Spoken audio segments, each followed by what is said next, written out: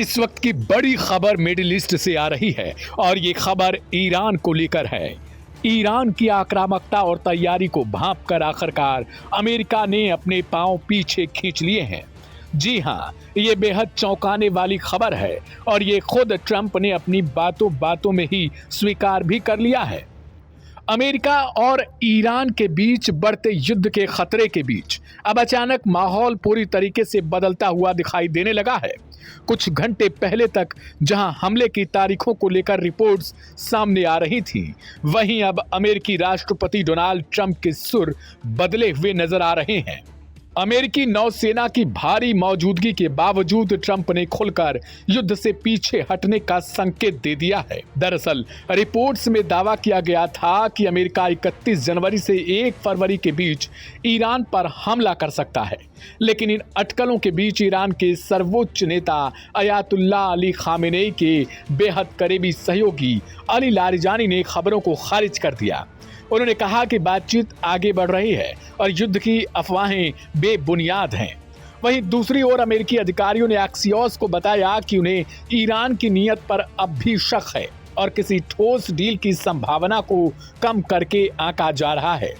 इसी बीच ईरान ने भी साफ कर दिया है कि वह किसी भी दबाव में नहीं आने वाला है और केवल एक न्याय संगत और संतुलित समझौते को ही स्वीकार करेगा। यही नहीं, स्ट्रेट ऑफ हॉर्मुज में ईरानी नौसेना ने 2 दिन के युद्धाभ्यास शुरू कर दिए, जो सीधे तौर पर अमेरिका को एक संदेश भी माना जा रहा है कि ईरान पूरी तरह तैयार है। तनाव के बीच ईरान के बंदर अब्बास शहर में हुए धमाके ने हालात को और संवेदनशील कर दिया। शुरुआती रिपोर्ट्स में IRGC नेवी कमांडर के मारे जाने की खबर आई, हालांकि ईरानी मीडिया ने इसे खारिज कर दिया। अमेरिका और इसराइल दोनों ने किसी भी तरीके की भूमिका से अपने आप को अलग कर लिया, जबकि ईरान ने धमाके की वजह गैस लीक बताई।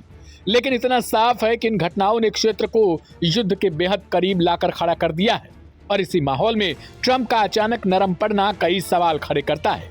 एयरफोर्स 1 में पत्रकारों से बातचीत करते हुए डोनाल्ड ट्रंप ने कहा कि उन्हें उम्मीद है कि ईरान बातचीत का रास्ता चुनेगा। यह बयान ऐसे वक्त आया जब ईरान जमीन, समंदर और कूटनीतिक तीनों मोर्चों पर अपनी ताकत दिखा चुका है। जानकार भी मानते हैं कि स्ट्रेट ऑफ हॉर्मुज में ईरान की सैन्य तैयारी और क्षेत्रीय दबदबे ने वॉशिंगटन को दोबारा सोचने पर मजबूर कर दिया है। बता दें कि ट्रंप अब अपने बयानों में दावे कर रहे हैं कि ईरान उनकी बात मान रहा है और वो अमेरिका की शर्तों के मुताबिक काम कर रहा है। हालांकि ट्रंप अब ये भी दावे कर रहे हैं कि ईरान फिर से न्यूक्लियर बनाने के करीब है। ऐसे में अमेरिका क्या आगे फिर से इन्हीं आरोपों के आधार पर हमला करेगा, वो बड़ा सवाल है।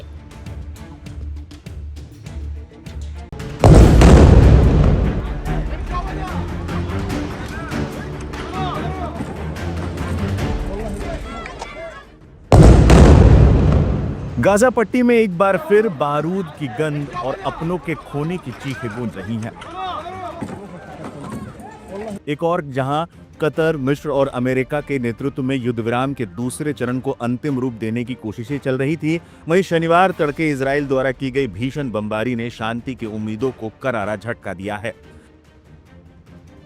अस्पताल सूत्रों और अंतर्राष्ट्रीय समाचार एजेंसियों के अनुसार पिछले 24 घंटों में हुए विभिन्न हमलों में कम से कम 23 से 29 फिलिस्तीनियों की मौत हो गई है।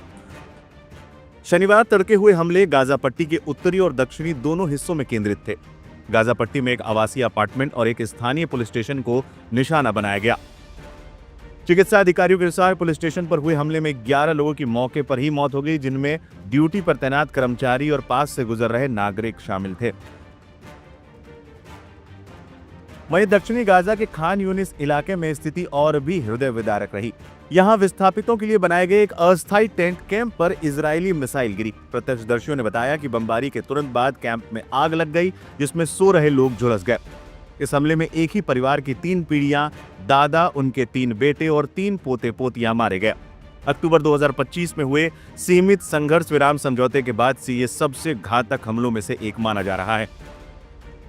ये बमबारी ऐसे समय पर हुई जब पूरी दुनिया की नजरें राफा बॉर्डर पर टिकी थी। इजरायली प्रशासन ने घोषणा की थी कि रविवार 1 फरवरी से राफा क्रॉसिंग को पैदल आवाजाही के लिए आंशिक रूप से खोल दिया जाएगा।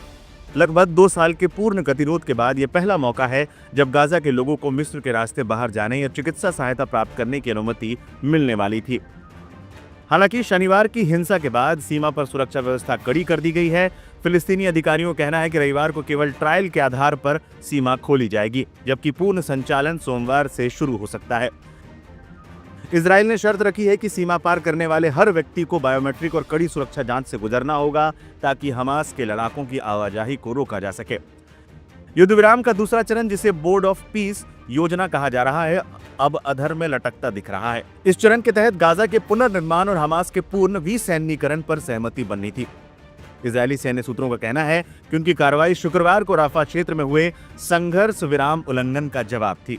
वहीं अंतर्राष्ट्रीय स्तर पर इस घटना की कड़ी निंदा हो रही है। नई दिल्ली में चल रहे भारत अरब लीग सम्मेलन में अरब देशों के प्रतिनिधियों ने गाजा में नागरिक ठिकानों पर हमलों को तुरंत रोकने की मांग की है। विशेषज्ञों का मानना है कि यदि अगले 48 घंटों में हिंसा नहीं रुकी तो शांति वार्ता पूरी तरह से पटरी से उतर सकती है।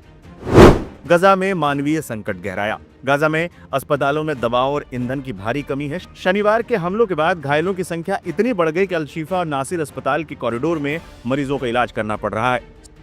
संयुक्त राष्ट्र के प्रतिनिधियों ने चेतावनी दी है कि यदि राफा बॉर्डर के जरिए मानवीय सहायता का प्रवाह तुरंत शुरू नहीं हुआ तो गाजा में अकाल जैसी स्थिति पैदा हो सकती है। फिलहाल पूरी दुनिया की नजरें इस पर टिकी हैं कि क्या रविवार को राफा बॉर्डर पर गेट खुलेगा या फिर हिंसा का एक नया दौर शांति की रही सही संभावनाओं को भी खत्म कर देगा।